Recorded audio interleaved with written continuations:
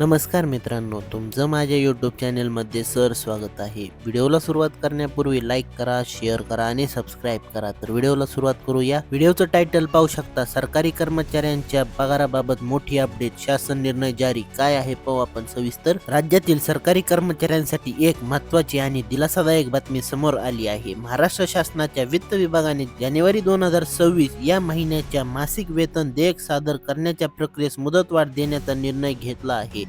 या संदर्भातील अधिकृत शासन परिपत्रक दिनांक 20 जानेवारी 2026 रोजी निर्गमित करण्यात आले असून या निर्णयामुळे अनेक शासकीय कार्यालयांना मोठा दिलासा मिळणार आहे. सध्या राज्यभरात शासकीय कार्यालयांमधील मंजूर पदांचा ताळमेळ सेवार्थ प्रणालीमध्ये घेण्याचे काम सुरू आहे. ही प्रक्रिया तांत्रिकदृष्ट्या अत्यंत महत्त्वाची असून यामध्ये पदसंख्या, कर्मचाऱ्यांची माहिती आणि वेतन संरचनेचा अचूक ताळमेळ बसवला जात आहे. या कामासाठी मोठ्या प्रमाणावर डेटा तपासणी आणि अद्ययावत प्रक्रिया सुरू असल्याने जानेवारी महिन्याचे वेतन देयके वेळेत सादर करताना अडचणी येण्याची शक्यता लक्षात घेऊन शासनाने ही मुदतवाढ दिली आहे. या निर्णयामुळे सर्व अहरण व संवितरण अधिकाऱ्यांना जानेवारी 2026 ची वेतन देयके कोषागारात सादर करण्यासाठी वाढीव मुदतीत कार्यवाही पूर्ण करण्याची मुभा देण्यात आली आहे. त्यामुळे सेवार्थ प्रणालीतील आवश्यक दुरुस्त्या आणि ताळमेळ योग्य पद्धतीने पूर्ण करता येणार असून वेतन देयकामध्ये तांत्रिक त्रुटी राहणार नाहीत.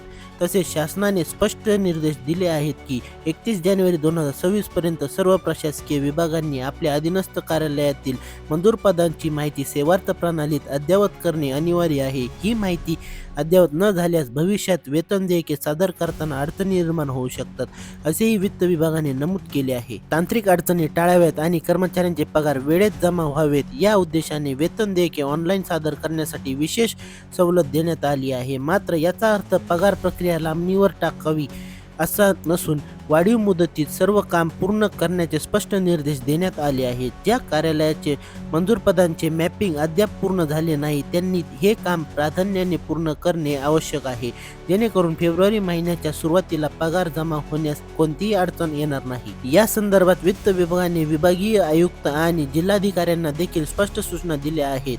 त्यांच्या कार्यक्षेत्रातील सर्व शासकीय कार्यालयांनी सेवार्थ ताळमेळ आणि वेतन देयकाची कार्यवाही विहित मुदतीत पूर्ण केली आहे की नाही याची काटेकोरपणे तपासणी करावी, असे निर्देश देण्यात आले आहेत. जरी ही प्रक्रिया वेळेत पूर्ण झाली नाही तर आगामी काळातील वेतन देयके तांत्रिक कारणास्तव नाकारली जाण्याची शक्यता नाकारता येत नाही. एकूणच राज्य शासनाचा हा निर्णय प्रशासकीय सूत्रता आणि पारदर्शकता वाढवण्यासाठी घेतलेला असून सेवार्थ प्रणाली अधिक मजबूत करण्याच्या दिशेने हा एक महत्त्वाचा टप्पा मानला जात आहे. यामुळे भविष्यात पगार वितरण, मंजूर पदांची माहिती आणि पदभरती प्रक्रियेत असलेली तफावत दूर होण्यास मदत होणार असून सरकारी कर्मचाऱ्यांना अधिक सुरळीत आणि वेळेत वेतन मिळण्याचा मार्ग मोकळा होणार आहे. व्हिडिओ आवडला असेल तर लाईक करा, शेअर करा आणि सबस्क्राईब करा. भेटूया पुढील व्हिडिओत. धन्यवाद.